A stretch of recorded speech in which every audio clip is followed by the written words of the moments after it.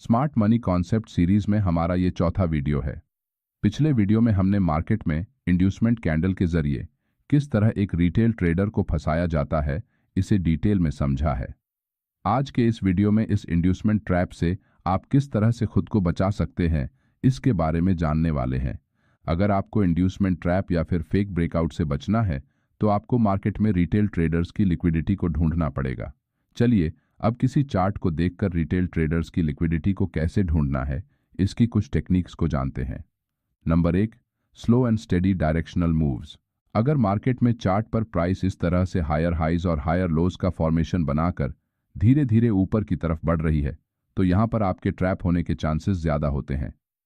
क्योंकि मार्केट ऊपर जा रहा है जिसे देखकर बहुत से रिटेल ट्रेडर्स लोअर लेवल्स पर प्राइस के हर एक रिट्रेसमेंट के बाद नीचे स्टॉप लॉस लगाते हुए लॉन्ग ट्रेड में एंट्रीज करते जाते हैं, जिससे यहां नीचे बहुत बड़ी संख्या में उनके स्टॉप लॉस लग जाने से अच्छी लिक्विडिटी जनरेट होने के कारण प्राइस के रिवर्स होकर इस लिक्विडिटी को ग्रैब करते हुए नीचे जाने के चांसेस ज्यादा होते हैं। यहां ये जो छोटे छोटे करेक्टिव मूव्स बन रहे हैं इन जगह पर ऑपरेटर्स अपने छोटे छोटे सेलिंग ऑर्डर्स को प्लेस करता है जिससे प्राइस धीरे धीरे नीचे आती है।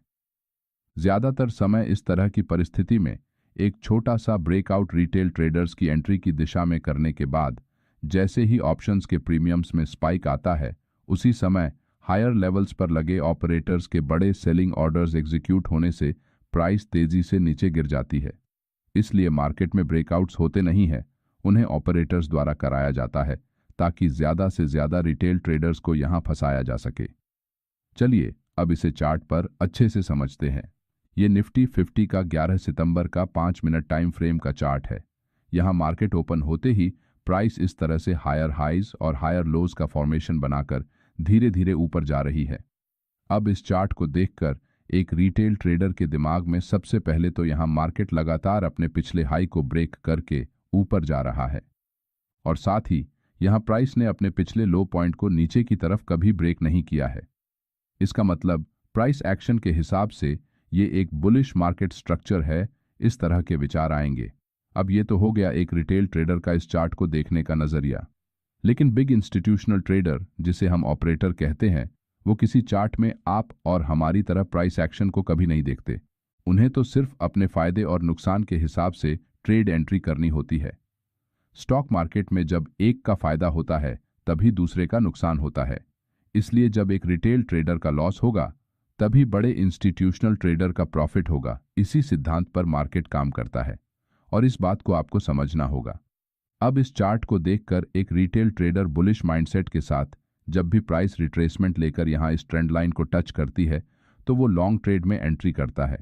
इसका मतलब अगर मार्केट यहां से ऊपर निकला तो रिटेल ट्रेडर्स को फायदा होगा और यहां से नीचे गिरा तो उसे नुकसान होगा।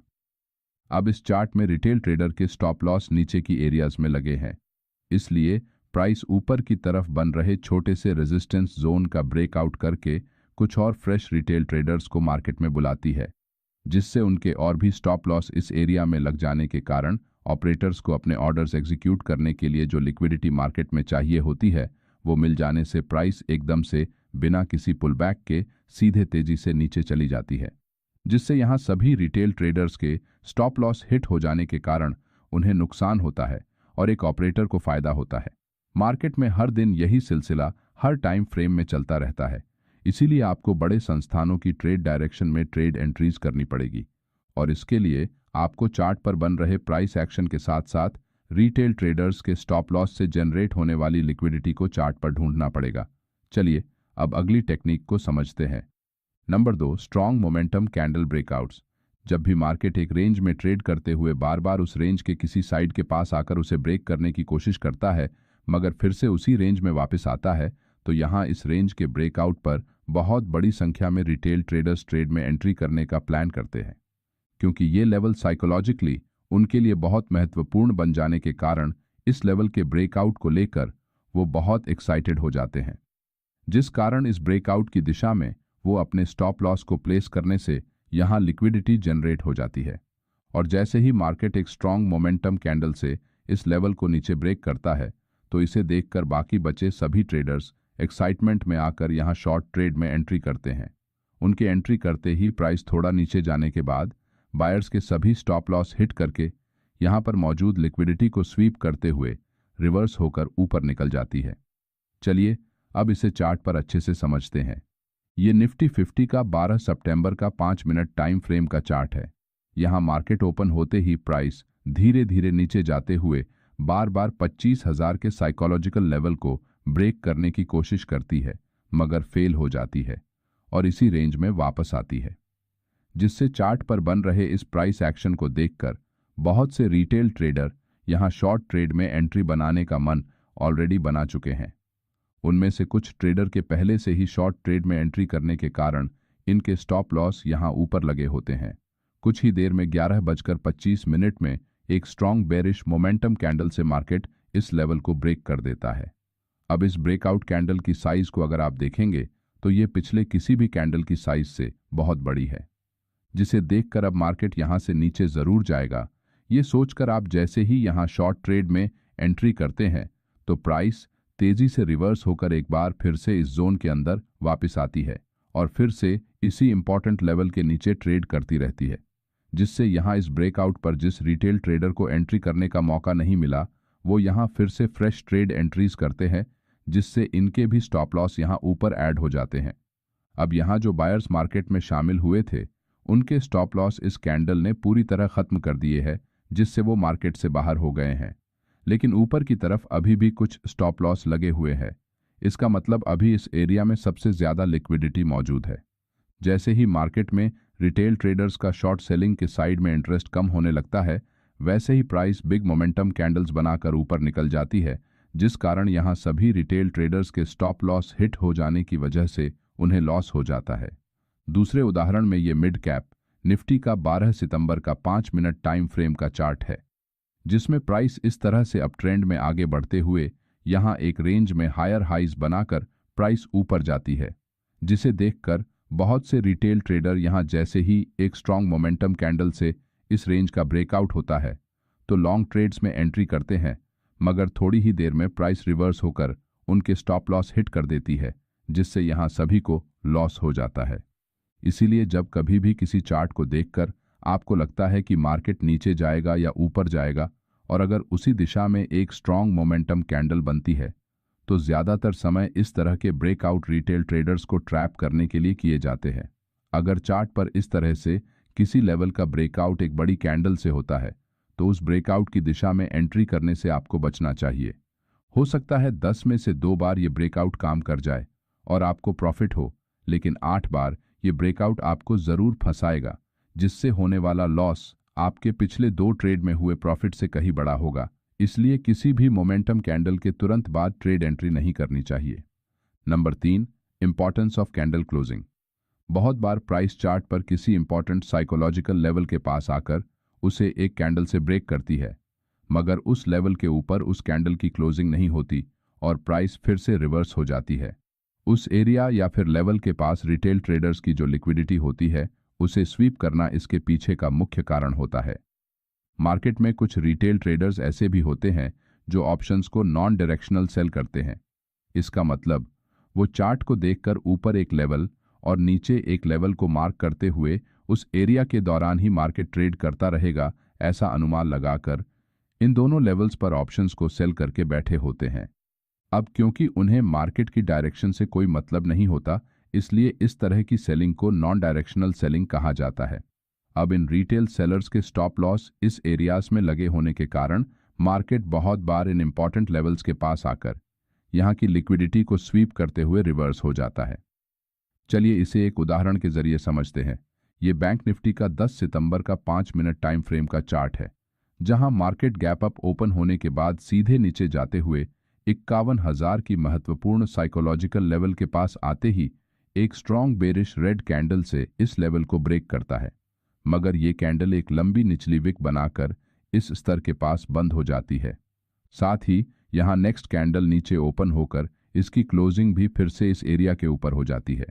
जिससे इस ब्रेकआउट कैंडल के बाद शॉर्ट ट्रेड में एंट्री करने वाले रिटेल ट्रेडर्स यहां ट्रैप हो जाते हैं। यहां हायर लेवल्स पर जो ट्रेडर शॉर्ट सेल करके बैठे हैं उन्हें प्राइस के नीचे गिर जाने के कारण अच्छा प्रॉफिट होने से उनमें से कुछ ट्रेडर यहां अपना प्रॉफिट बुक करते हैं। साथ ही प्राइस जैसे ही इस लेवल के पास आती है तो इस एरिया को सपोर्ट की तरह देखने वाले कुछ ट्रेडर यहां लॉन्ग ट्रेड एंट्री करना स्टार्ट करते हैं।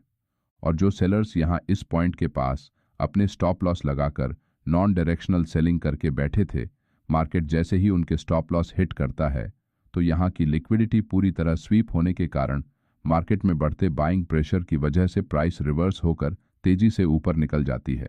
जिससे यहां रिटेल ट्रेडर्स ट्रैप हो जाते हैं। इसलिए जब कभी भी मार्केट एक स्ट्रांग मूव करते हुए सीधे किसी इंपॉर्टेंट लेवल को बिना रुके ब्रेक करता है तो आपको इस तरह के ब्रेकआउट्स पर ट्रेड लेने से बचना चाहिए, क्योंकि यहां रिवर्सल आने की संभावना ज्यादा होती है। लेकिन अगर मार्केट इस लेवल के पास आकर थोड़ी देर रुकते हुए इसी के आसपास ट्रेड करके नए फ्रेश ट्रेडर्स को मार्केट में एंट्री करने का मौका देने के बाद इस लेवल को ब्रेक करता है तो आप यहां ब्रेकआउट की दिशा में ट्रेड एंट्री कर सकते हैं, क्योंकि यहां आपका स्टॉप लॉस छोटा होने के कारण आपका रिस्क कम हो जाता है, जिससे आपकी ट्रेड एंट्री रिस्क मैनेजमेंट के मुताबिक हो जाती है। नंबर 4, हमेशा बड़ी टाइम फ्रेम में इंपॉर्टेंट एरियाज को मार्क करें। यह बैंक निफ्टी का 11 सितंबर का 5 मिनट टाइम फ्रेम का चार्ट है। यहां प्राइस लोअर लेवल्स पर 51,000 की महत्वपूर्ण साइकोलॉजिकल लेवल के पास से सपोर्ट लेकर तेजी से ऊपर बढ़ते हुए अपने पिछले दिन के डे हाई को ब्रेक करके ऊपर निकलती है। अब क्योंकि यहां मार्केट ने अपने पिछले दिन के रेजिस्टेंस लेवल को ब्रेक किया है, इस वजह से बहुत से ट्रेडर यहां लॉन्ग ट्रेड में एंट्री करते हैं। लेकिन उनके ट्रेड में एंट्री करते ही प्राइस 51,400 के लेवल को टच करके रिवर्स करते हुए तेजी से नीचे गिर जाती है। अब आप सोचेंगे कि यहां मार्केट ने अपने पिछले दिन के हाई के रूप में मौजूद रेजिस्टेंस लेवल का एक स्ट्रॉन्ग कैंडल से ब्रेकआउट करके प्राइस उसके ऊपर सस्टेन करने के बावजूद मार्केट नीचे क्यों गिरा। इसका आंसर ढूंढने के लिए आपको बड़ी टाइम फ्रेम में चार्ट पर थोड़ा पीछे जाना होगा। यहां 15 मिनट की चार्ट अगर आप ओपन करके देखेंगे तो यहां 6 सितंबर को मार्केट एग्जैक्टली इसी लेवल से तेजी से नीचे गिरा है। इसका मतलब यहां बहुत बड़ी संख्या में सेलर्स मौजूद है और उनके लिए ये एक इंपॉर्टेंट लेवल है, क्योंकि इस लेवल के ऊपर उनके स्टॉप लॉस लगे हैं, जिस वजह से वो अपने स्टॉप लॉस को बचाने के लिए अभी भी मार्केट में सेलिंग प्रेशर को बढ़ा सकते हैं। इसलिए जैसे ही प्राइस सेलर्स के एंट्री एरिया में आती है तो वैसे ही वो एक बार फिर से फ्रेश सेलिंग करके मार्केट में सेलिंग प्रेशर को बढ़ाते हैं, जिस वजह से प्राइस तेजी से नीचे गिर जाती है। इस वजह से यहां पर इस कैंडल को हमें एक इंड्यूसमेंट कैंडल की तरह देखना चाहिए। अब इससे बचने के लिए आप अगर छोटे टाइम फ्रेम यानी कि 5 मिनट के टाइम फ्रेम में ट्रेड एंट्रीज करते हैं तो आपको कम से कम 15 मिनट के टाइम फ्रेम में चार्ट पर बने सभी इंपॉर्टेंट लेवल्स को मार्क करना चाहिए और आपको उसी के मुताबिक अपने ट्रेड एंट्री को प्लान करना होगा। अगर आप यहां पहले से ही सेलर्स के स्टॉप लॉस के कारण बन रहे रेजिस्टेंस एरिया को जानते तो आप यहां लॉन्ग ट्रेड एंट्री की जगह शॉर्ट ट्रेड में एंट्री करने का सोच सकते थे। इसलिए दिन की शुरुआत में ही आपको चार्ट पर बड़े टाइम फ्रेम में इंपॉर्टेंट लेवल्स को मार्क करके रखना पड़ेगा, तभी आप इस तरह के इंड्यूसमेंट कैंडल ट्रैप से अपने आप को बचा सकेंगे। चलिए अब इन सभी टेक्निक्स को शॉर्टकट में समझते हैं। नंबर 1, अगर प्राइस धीरे धीरे ऊपर या फिर नीचे जाते समय चार्ट पर रिटेल बायर्स के स्टॉप लॉस क्रिएट करते हुए आगे बढ़ती है और एक समय के बाद एक बिग बुलिश या फिर बेरिश कैंडल से इस एरिया को ब्रेक करती है, तो ज्यादातर समय इस तरह के ब्रेकआउट रिटेल ट्रेडर्स को ट्रैप कराने के लिए चार्ट पर बनाए जाते हैं, जिससे मार्केट उनकी स्टॉप लॉस के जरिए बन रही लिक्विडिटी को ग्रैब करते हुए सीधे रिवर्स हो जाता है।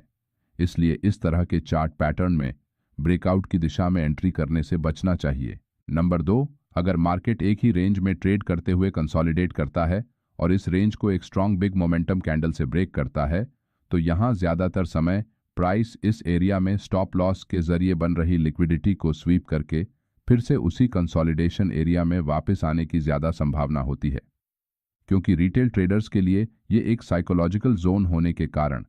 यहां सबसे ज्यादा पॉइंट ऑफ इंटरेस्ट जनरेट होने की वजह से इस तरह के ब्रेकआउट फेक होते हैं। इसलिए अगर मार्केट इस जोन के ऊपर निकलकर कुछ देर तक इसके ऊपर ही ट्रेड करने के बाद अगर कोई ब्रेकआउट करता है तो आप यहां इस ब्रेकआउट पर ट्रेड एंट्री कर सकते हैं। नंबर 3, अगर मार्केट किसी इंपॉर्टेंट साइकोलॉजिकल लेवल को बिना किसी रिट्रेसमेंट के सीधे ही ब्रेक कर देता है तो ज्यादातर समय ये ब्रेकआउट सस्टेन नहीं कर पाते हैं और प्राइस रिवर्स हो जाती है, क्योंकि यहां जिन्होंने पहले ही ट्रेड में एंट्री कर ली थी उन्हें अच्छा प्रॉफिट होने के कारण वो इस लेवल के पास अपना प्रॉफिट बुक कर सकते हैं। साथ ही मार्केट जैसे ही किसी इंपॉर्टेंट लेवल के पास आता है तो यहां बहुत से retail traders fresh trade entry करने के कारण ब्रेकआउट की विपरीत दिशा में बाइंग प्रेशर बढ़ने से मार्केट रिवर्स हो जाता है। लेकिन अगर प्राइस यहां इस लेवल के पास थोड़ी देर रुककर फ्रेश ट्रेडर्स को ट्रेड में एंट्री करने का मौका देने के बाद इस लेवल का ब्रेकआउट करती है तो आप यहां छोटे स्टॉप लॉस के साथ ट्रेड एंट्री कर सकते हैं। नंबर 4, अगर आप छोटे टाइम फ्रेम में अपनी ट्रेड एंट्रीज को एग्जीक्यूट करते हैं तो आपको हमेशा बड़ी टाइम फ्रेम में चार्ट पर बन रहे इंपॉर्टेंट लेवल्स को मार्क करना है, जिससे आपको मार्केट में बिग इंस्टीट्यूशनल सेलर्स किस जगह पर सबसे ज्यादा एक्टिव है और कहां पर उनका एरिया ऑफ इंटरेस्ट चार्ट पर बना है, इसे आप पहचान सकेंगे, जिसके जरिए आपको किस दिशा में ट्रेड लेना सबसे फायदेमंद हो सकता है, इसका अंदाजा लगाना आसान होगा। नंबर 5, ज्यादातर समय मार्केट में जब एक बुलिश ट्रेंड चल रहा होता है उस समय आपको बेरिश साइड में फेक ब्रेकआउट्स चार्ट पर देखने को मिलते हैं और जब मार्केट में बेरिश ट्रेंड होता है तो फेक ब्रेकआउट बुलिश साइड में किए जाते हैं। इस तरीके के ब्रेकआउट्स के जरिए मार्केट यहां रिटेल ट्रेडर्स की लिक्विडिटी को स्वीप करने की कोशिश करता है, इसलिए आपको मार्केट के मेजर ट्रेंड की दिशा में ही अपनी ट्रेड एंट्री को प्लान करना है। नंबर 6, एक बात को आपको हमेशा याद रखना है कि मार्केट में चार्ट्स पर कभी ब्रेकआउट्स होते नहीं, उन्हें रिटेल ट्रेडर्स की लिक्विडिटी को ग्रैब करने के लिए जानबूझकर कराया जाता है। इसलिए आपको किसी भी मार्केट कंडीशन में चार्ट पर रिटेल ट्रेडर्स की लिक्विडिटी को ढूंढने में अपना ज्यादा फोकस करना चाहिए। अगले वीडियो में हम किसी और टॉपिक के बारे में जानने की कोशिश करेंगे। अगर आपको हमारा ये वीडियो अच्छा लगा तो वीडियो को लाइक और चैनल को सब्सक्राइब जरूर करें। धन्यवाद।